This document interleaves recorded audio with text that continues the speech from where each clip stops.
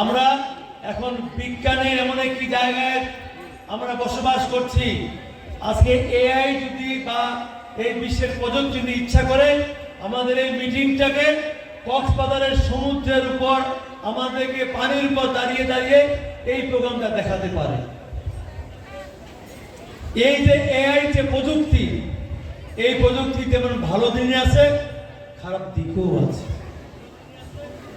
সে খারাপ দিকটা হচ্ছে যে কোনো সময় যে কোনো মানুষের চরিত্র হরণ করতে পারে, যে কোনো সময় যে কোনো মানুষের ভালো কাজকে নোংরামিতে নিয়ে যেতে পারে, যে কোনো সময় যে কোনো মানুষকে তার যে কাদের সমাধি কাদের পরিধি সেই সমাধি পরিধিকে খারাপ হিসেবে সেখানে পরিস্থিতি করাতে পারে। কিন্তু ভালো দিকগুলো আছে। ভালো দিক হচ্ছে এইটাই যে এআই প্রযুক্তির মধ্য দিয়ে আমরা বিশ্বের যে কোনো সময় যে কোনো মুহূর্তে আমাদের এই কর্মকাণ্ডগুলো কাজগুলো আমরা বিস্তৃত করতে পারি, আমরা পৃথিবীকে জানাতে পারি এবং পৃথিবীর সঙ্গে আমাদের যোগসূত্রটা আরো বৃদ্ধি করে আমরা পৃথিবীর সেই যারা শক্তিশালী এবং আধুনিক সভ্যতায় প্রযুক্তিতে এগিয়ে আছে সেই সব দেশের শিক্ষা সহ বিভিন্ন প্রযুক্তিতে তাদের সঙ্গে তাল মিলিয়ে চলতে পারি। আজকে আমাদের ছাত্রীদের কাছে আমার অনুরোধ, আমরা সেই প্রযুক্তি ভালো দিকগুলো গ্রহণ করব। ভালো দিকগুলো গ্রহণ করে আমরা আমাদের আগামী দিনের জীবনের যে উদ্দেশ্য আছে এগুলো সেই উদ্দেশ্যগুলো বাস্তবায়ন করার চেষ্টা করব।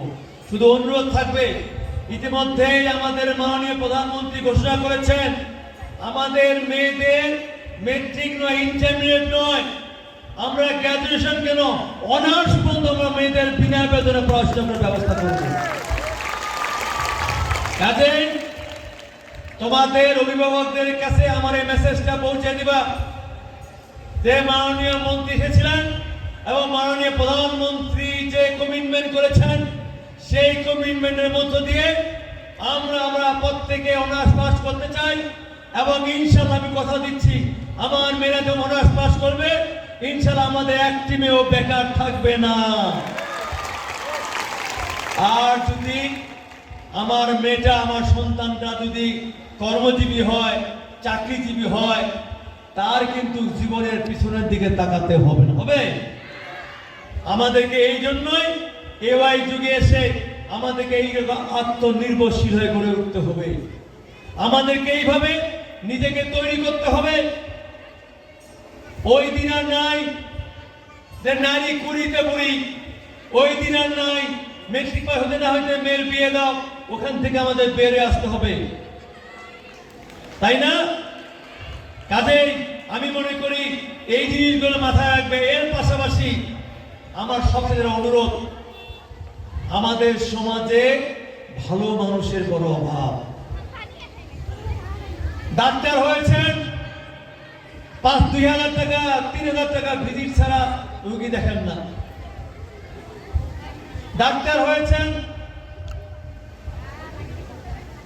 অপারেশনের টেবিলে রেখে টাকা ছাড়া অপারেশন করতে চান না।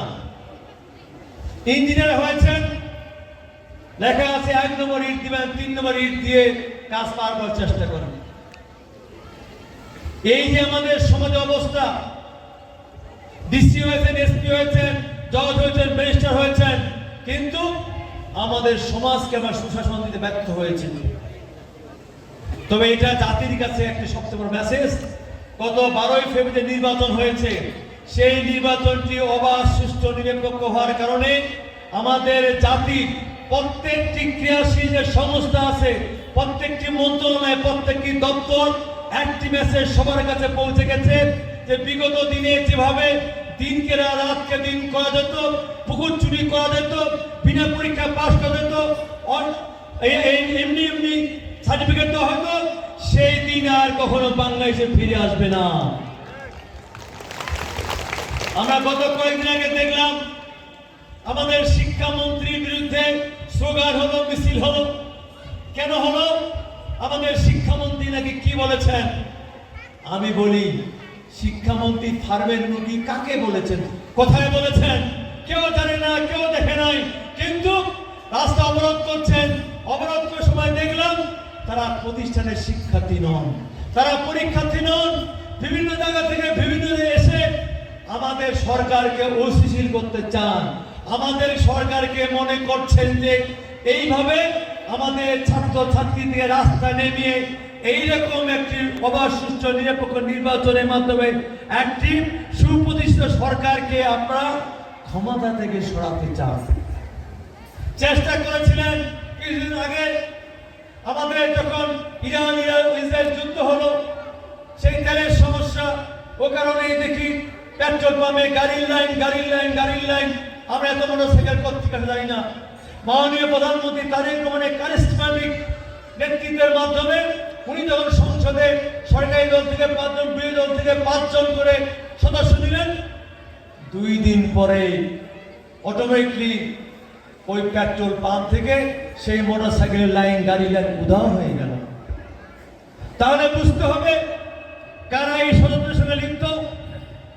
যখন ওই সাতক্ষীরার এক এমপি, জামাতের এমপি নজরুল ইসলামের অপকর্ম মিডিয়ায় ছয়লা হয়ে গেল, সারা দেশের মানুষ শুনতে পাচ্ছিল, সেইটাকে অন্য খাতে প্রবাহিত করার জন্য আমরা কি দেখতে পেলাম?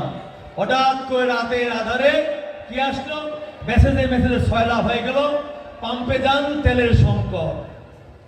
আমি ডিসি মহোদয়, এসপি মহোদয়, ওসি মহোদয়কে ফোন করলাম, আমি আমাদের খনিজ জ্বালানি মন্ত্রীর সঙ্গে কথা বললাম, প্রতিমন্ত্রীর কথা বললাম, তারা বললো যে আমাদের এত পর্যাপ্ত মজুদ আছে, সেখানে তেলের সংকট হওয়ার কোনো কারণ নাই।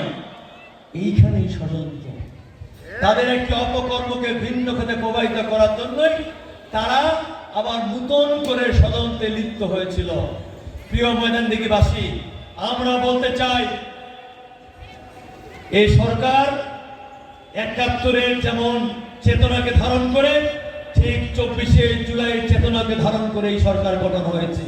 কাজে এই সরকারের বিরুদ্ধে এই সমস্ত অপকর্ম, অপপ্রচার, এইভাবে সরকারের কর্মকাণ্ডকে ব্যাহত করার জন্য, সরকারকে বিভিন্নভাবে বিতর্কিত করার জন্য, সরকারি ইমেজকে ক্ষুণ্ণ করার জন্য যতই অপকর্মে লিপ্ত হন না কেন, জাতির সামনে কিন্তু আপনাদের চরিত্র প্রকাশিত হয়ে যাবে। কাজে মেসেজ ক্লিয়ার, আমাদের মাননীয় প্রধানমন্ত্রী শুধু এইখানে নয়, উনি যে ৯,৩৮,০০,০০,০০০ টাকা বাজেট দিয়েছেন, সেই বাজেট দিয়ে উনি প্রমাণ করেছেন উনি বাংলাদেশকে আগামী দিনে কোথায় নিয়ে যেতে চান। আমাদের মেসেজ ক্লিয়ার, আমরা সরকার গঠন করেছি, তাই বলে আমাদের কোনো নেতা কর্মীকে আমরা এই স্বাধীনতা দেই নাই যে দলের ইমেজ ক্ষুণ্ণ হোক, দল সরকারি হয়ে যা অনুদান দিবে সেইগুলো ৯-৬ করে তুমি বিলি বন্টন করবা, সেই সুযোগটা আমরা দেব না। আমাদের মেসেজ ক্লিয়ার, দল করতে গেলে দলের ইমেজ অক্ষুণ্ণ রাখতে হবে, দলের মেসেজ ইমেজ বৃদ্ধি পায় সেই কর্মকাণ্ড করতে হবে। আমরা সরকারি অনুদান আনবো, সেইখানে দলীয় দৃষ্টিকোণ দিয়ে না দেখে যার পাওয়ার যোগ্য, যাকে দেওয়া উচিত, যেই ধর্মের, যেই মতের, যেই দল হোক না কেন, আমরা তার কাছে পৌঁছাই দিতে চাই। ঠিক তদ্রুপ চাকরি ক্ষেত্রে মেয়েরা বলতে চাই, এখানে ঘোষণা দিয়ে যাচ্ছি, এই আমার নির্বাচনী এলাকায় যে কোনো সরকারি দপ্তরে, যে কোনো সংস্থায়, যে কোনো কর্পোরেটে ইনশাল্লাহ তোমরা লিখিত ভাবে উত্তীর্ণ হবা, তোমার চাকরি দেওয়ার চেষ্টা করব, এবং চাকরি দেওয়ার ক্ষেত্রে কোথাও কোনো জায়গায় 1 টাকা উৎকোচ দিতে হবে না।